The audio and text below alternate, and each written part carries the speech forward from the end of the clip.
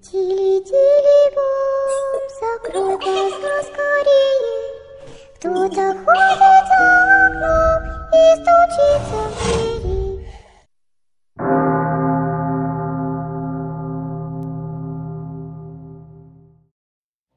Ang story ko ay matagal nang nangyari. Teenager pa lamang ako noon. Nasa 40s na ako ngayon.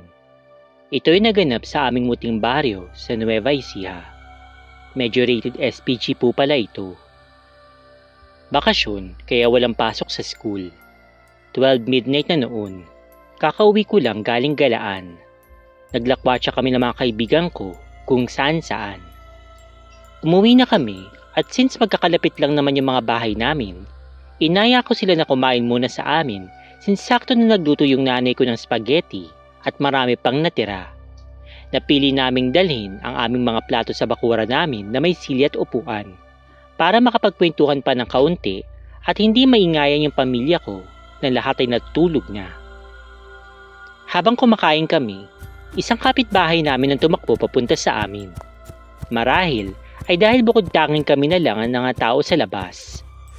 Pawis na pawis siya at hingal na hingal habang hawak ang kanyang short at tanging underwear lang ang suot. Natural, nagtaka kami kung bakit ganun yung itsura niya na lumabas mula sa kanila kaya tinanong namin. Eto na ang nakakabaliw na kwento niya.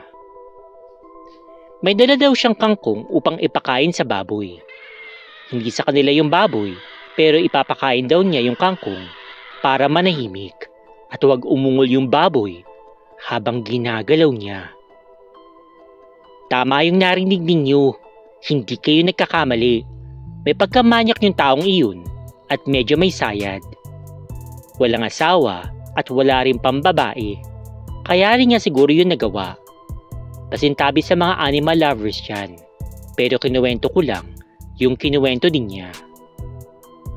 Anyway, habang nasa kalagitnaan ng kasarapan at literal na kababuyan, nagulat daw siya nang may biglang may narinig siya na iyak ng isang babae. Iyak na paos. Dali-dali daw siya nagtago dahil akala niya may nakakita sa kahalayan na ginagawa niya. Yung kulungan ng baboy ay hindi maayos yung bubong. Nipa lang at medyo sira-sira na rin. Doon daw siya sumilip kung meron tao. Nagulat siya nang nakakita siya sa di kalayuan na tulay. Isang babae nakatali sa lubid ng mga paa at laslas ang liig. Dali-dali siyang tumakbo at nakita nga niya kami. Matapos naming marinig yung mga kwento niya, pinuntahan namin kaagad yung tinutukoy niyang lugar. Agad kaming tumakbo kaya nabulabog yung mga kapitbahay at nagsipagtakbuhan na rin papunta dun sa tulay. Ngunit ni lubid, wala namang kaming nadatnan, kaya inisip namin magkakaibigan na inatake lang siguro ng kabaliwan yung kapitbahay namin. Kaya nagsipag-uwian na kami magkatropa dahil malalim na rin yung gabi. Pero sa totoo lang, bali-balita na rin talaga na meron talagang nagpapakita doon sa tulay. Pumasok na ako sa bahay namin, pero yung mga nagising na kapitbahay, ayun, sige pa rin sa kwentuhan. Mga chismos at chismoso. Habang nakahiga na ako, katabi ko yung mga kapatid ko. Tawa pa rin ako ng tawa dahil sa kapitbahay namin na nagtakbong naka-underwear lang. Mga bandang 3:30 AM, bigla akong nagising para magbanyo. Wala na sa isip ko yung nangyari kanina at sadyang kailangan ko lang bumangon para umihi dahil puputok na yung pantog ko. Habang papasok na ako sa banyo, nakita ko mula sa bintana yung tulay na tinutukoy na kapitbahay namin. Yung CR namin kasi nakapwesto sa may bandang ilog at katabi nun yung kulungan din ng baboy namin. Bigla akong kinilabutan at naisip ko yung nangyari dun sa lalaki, mga 3 oras pa lamang yung nakakaraan. Kung ano-ano na yung pumasok sa isip ko, kaya di na ako natuloy sa pag-ihi sa banyo. Sa may bandang pintuan na lang ako ng bahay namin umihi dahil hindi ko na talaga kaya yung ihi ko. Nagmamadali ako na umihi, kaso ang dami pa. Kinikilabutan na ako kasi baka mamaya nasa uluhan ko na pala yung babae. Sa wakas, natapos din ako at nagmamadali akong pumasok sa pinto. Nagulantang ako nung may nakatayo sa pinto. Alam niyo yung feeling na galing ka sa tulog at bigla kang magugulat? Ang nakakapikon lang dun, kapatid ko lang pala na babae, iihi rin. Makalipas ang ilang araw, meron na namang kakaibang nangyari. Gabi yun, sabi ni Tita Lydia, nanay ng isa sa mga kaibigan ko. Siya yung taong mahilig maglaba ng 10 oras ng gabi kasi ayaw niyang nabibilad siya sa araw. Hindi naman daw siya takot mag-isa na kumilos sa labas dahil hindi naman siya niniwala sa mga multo. Isang gabi, habang nagbabanlaw na lang siya ng mga nilabhan, biglang lumamig yung hangin at biglang tumahimik yung mga kuliglig. Nakakabiging katahimikan kumbaga. Well, ito naman si Tita Lydia dahil nga matapang siya, hindi niya na lamang ito pinansin. Nagpatugtog na lang siya ng radyo at hinanap niya yung paborito niyang istasyon. Dahil nga sobrang lalim na ng gabi, inabot na siya na nagpapatugtog na yung mga istasyon ng pambansang awit. Naghahanap na lang si Tita Lydia ng ibang istasyon na pwedeng pakinggan nang bigla niyang napansin yung gripo na wala na palang lumalabas na tubig. Kaya lumabas siya para buksan yung kontador at magkarga ng tubig dun sa tangke. Habang nakatayo siya dun sa puno kung saan nakapwesto yung kontador, may nakita siyang misulang katawan ng babae na nakatayo dun sa gutter ng tulay. Literal na katawan lang. Walang ulo. Tanging katawan lang at parang medyo bali-bali pa yung mga paa. Grabe yung hilakbot ni Tita Lydia. Gusto niya tumakbo kaso hindi siya makagalaw. Napako siya sa kanyang tinatayuan. Napaiyak na lang siya at piling tinawag ng pasigaw yung mga anak niya. Bert! Bert! Jonas! Jonas! Sigaw ni Tita.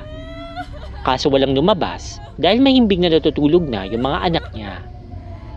Mabuti na lang at maya-maya, bigla na lang siyang nakatakbo at sa sobrang takot niya, hindi niya na nagawang patayin pa yung gripo. Nung nakapasok na siya sa kwarto, saka lang nagising yung buong pamilya ni Tita at kinuwento niya sa kanyang asawa at anak yung mga nangyari.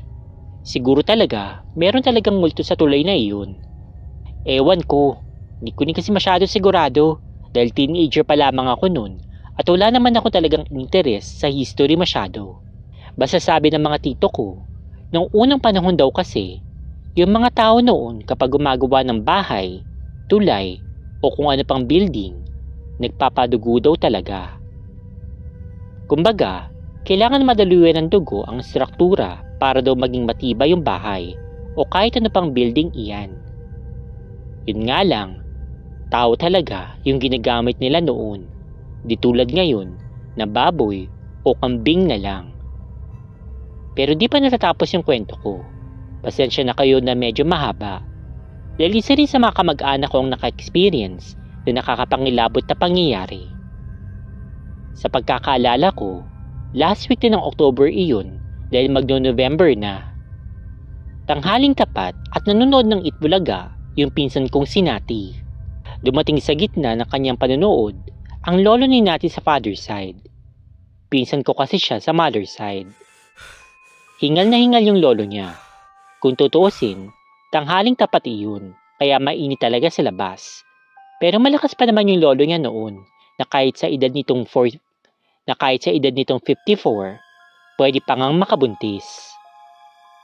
Ang nangyari, pumasok na yung lolo niya at napansin nila na may dala itong chessboard. Inaya nito si Nati na maglaro.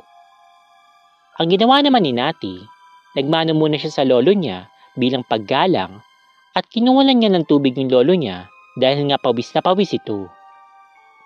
Pagkaabot siya ng tubig, nakita niyang ready na yung chessboard at nakaset na, kaya umupo na nga si Nati para maglaro. Siguro daw mga naka-6 na tira yung lolo niya at noong ito na yung titira, napatingin si Nati sa lolo niya, sabay sabi ng, "Oh lolo, ikaw na." Nagulat si Nati kasi nakita niya yung lolo niya na tumitira at naglalaro, ngunit walang ulo. Sa sobrang shock, napatayo si Nati bigla at napasigaw. "Hala lolo!" Pero hindi niya na natuloy yung pagsasalita kasi pagtingin niya ulit, may ulo na ulit yung lolo niya. Ayun, kahit na kinakabahan, pinagpatuloy pa rin nila yung laro.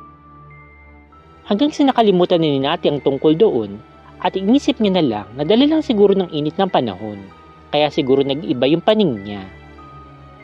Hanggang sa lumipas na yung ilang araw, nakita ko na may tent sa harapan ng bahay nila Nati at meron mga sasakyan. Nandun na yung pamilya ng lolo niya. Nalaman ko na patay na pala yung lolo niya.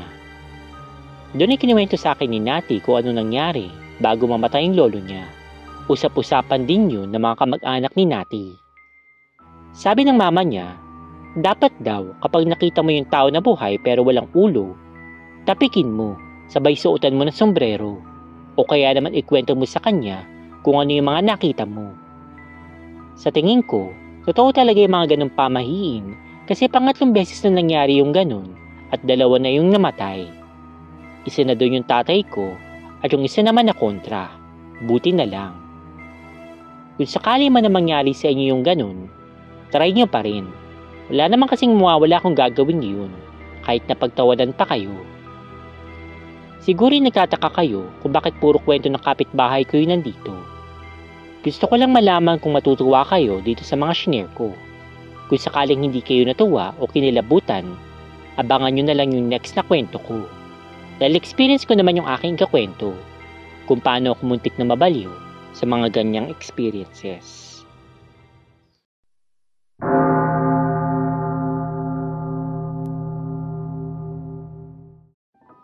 Totoo talagang nangyaring aking kwento, pero alam kong mahirap ito paniwalaan. Anyway, let's start. Nasa elementary pa lang ang mga ko nung mangyari ito. Hindi ko makakalimutan yung mga oras na halos mawalan kami ng ina dahil sa isang aswang. Kalagitnaan ng taong 1995 nang magsimulang makaramdam yung mama ko ng sintomas ng menopause.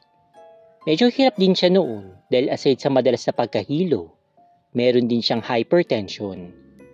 Pero dahil napaka-healthy ng mindset ng aking mama, alam kong kaya niya yung kanyang mga nararamdaman.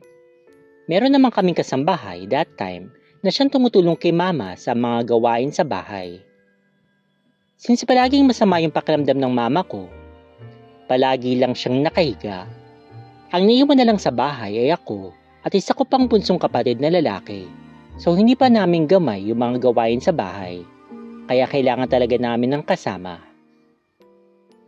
Ilang buwan, nananatili ang nararamdaman ng mom ko. Hanggang sa lalong lumala ang kanyang kalagayan. Nasabay pa na biglang nagpaalam yung maid namin dahil kailangan na daw nitong magpakasal at mamalagi sa sarili nitong bayan, which is sobrang layo sa amin. Dahil may classes pa kami, naiibang mag-isa yung mom ko dun sa bahay. Ang papa ko pala ay isang OFW sa Canada at syempre since siya lang yung nagtatrabaho, hindi siya pwedeng umuwi. May ate naman ako pero nasa ibang bansa din at may asawa na doon. Isang linggo yung nakalipas, may dinalang dalaga sa bahay namin yung aking lola. Mother siya ni papa. Sabi ni lola, siya na daw yung bago namin makakasama sa bahay. Itago na lang natin siya sa pangalang Ate Lorena. Kasalukuyang buwan ng Pebrero noon. Dahil kailangan talaga namin, tinanggap na kagad siya ni mama. Kampanya naman kami dahil kilala naman siya ng lola ko at kabaryo daw nila. Mabait naman si Ate Lorena. Marunong siya magluto, maglaba at maglinis ng bahay. Sa mura niyang edad na 18, makikita mo na talagang sanay siya sa mga gawaing bahay. Hilig niyang magluto at kapag wala akong ginagawang assignments, nagpapaturo ako sa kanya. Mabait talaga yung mama ko kaya't nung magtungo ang nanay dito ni Ate Lorena, pinatuloy niya ito nang walang pag-aalinlangan. Wala kami that time dahil may klase kami. Pero according kay mama, nagpresenta pa daw na magluto ng sinigang na isda ang nanay ni Ate Lorena that day. Paborito yun ng mama ko, kaya't naparami yung kain niya. Nang magpresenta din daw yung nanay ni Ate Lorena na imasahe yung mama ko, nagpa-unlock naman si mama. Sino ba naman yung aayaw sa isang masahe, hindi ba? Ang gabi ding yun, napamulagat kami nang malakas na kumatok si Ate Lorena sa kwarto namin. Magkakatabi ako, ang younger brother ko, Pati yung mom ko sa isang queen size na bed. Makamama talaga kasi kami ng kapatid ko, kaya't hindi kami humihiwalay sa kanya. Take note, nakakulambu din kami. Pinabuksan ko ng pintuan si ate noon at nakita kong nanginginig siya. Mukhang takot na takot. May dala din siyang kumot at unan. O bakit? Paano ka, Lorena? Tanong ni Mama. May aswang, te. Parang sinisira yung babong doon sa may kwarto ko. Kinakatok yung bintana. Tinatawag pa niya yung pangalan ko. Pwedeng dito na lang ako matulog? Sagot ni ate. Dahil sa narinig, bigla naman napatayo yung mama ko. Okay, sige.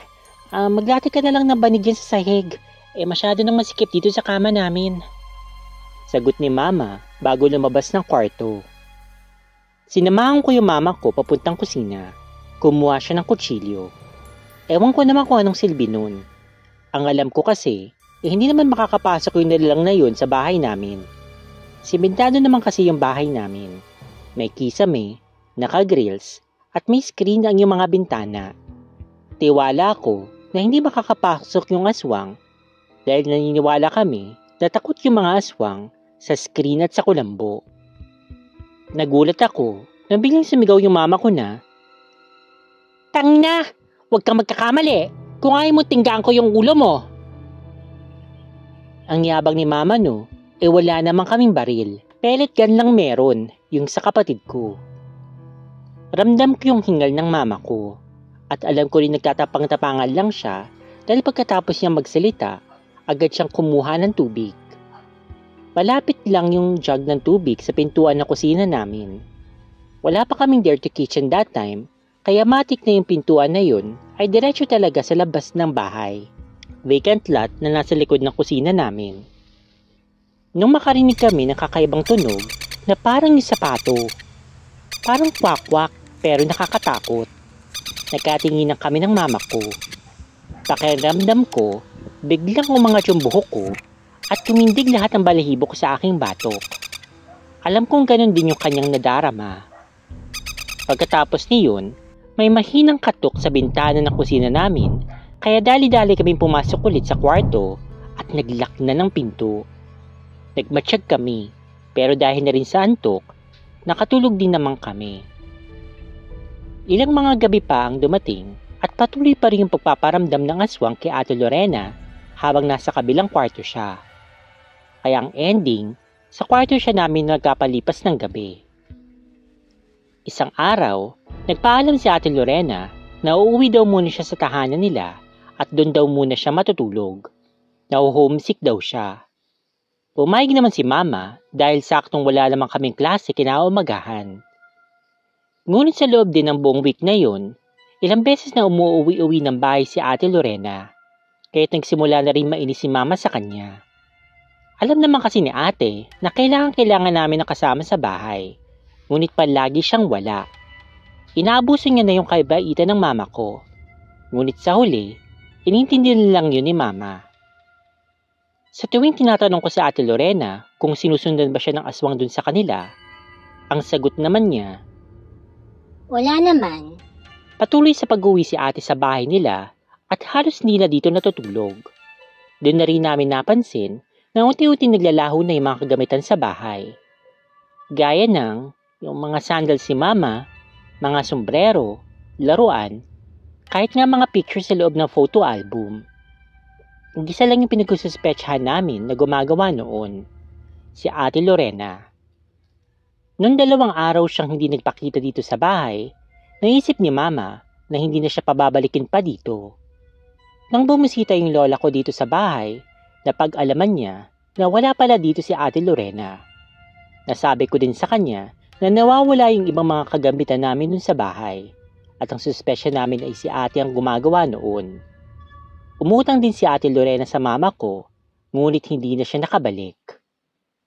Kaya yun, galit na galit tuloy yung lola ko. Siya pa naman yung nagrekomenda sa kanya.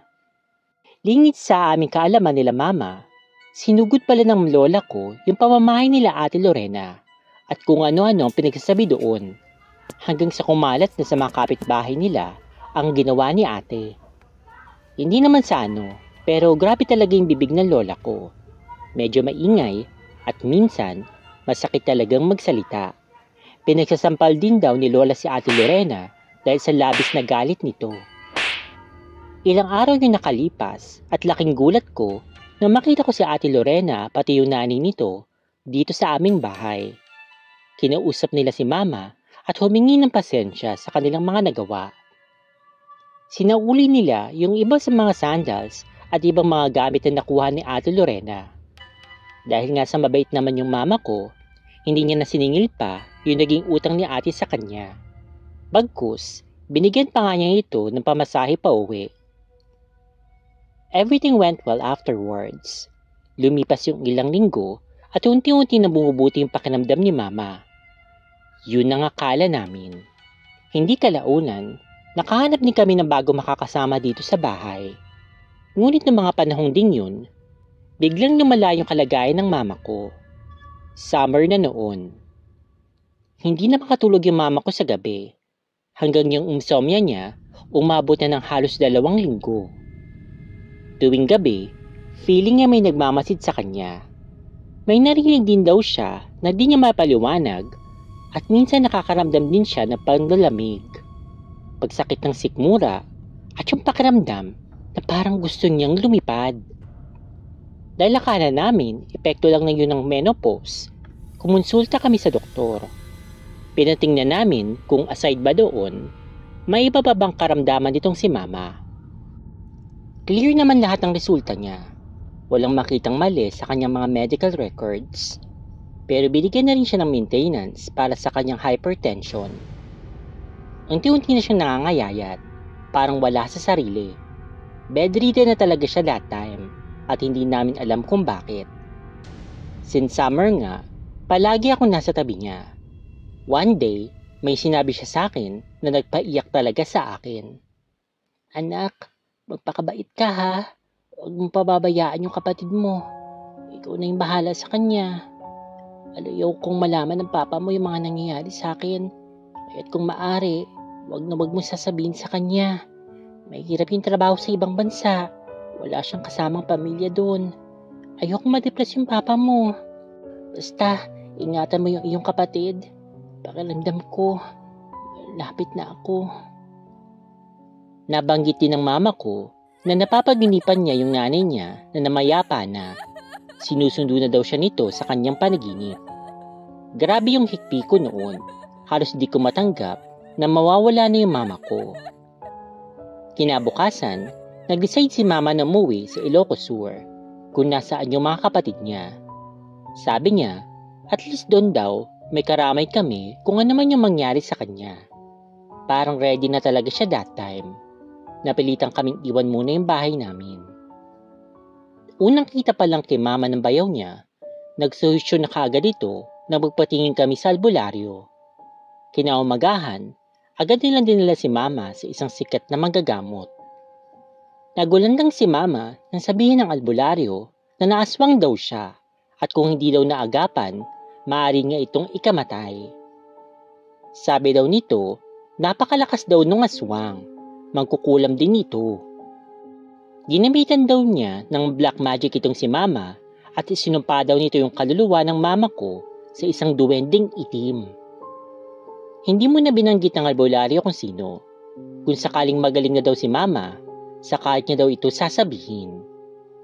Ang sabi niya, susubukan daw niyang ibalik sa aswang yung ginawa nito kay Mama. Bastang kabilin-bilin na ng albularyo, huwag daw iiwang mag-isa si Mama tuwing gabi. Isarado daw yung lahat ng pintuan, pati mga bintana.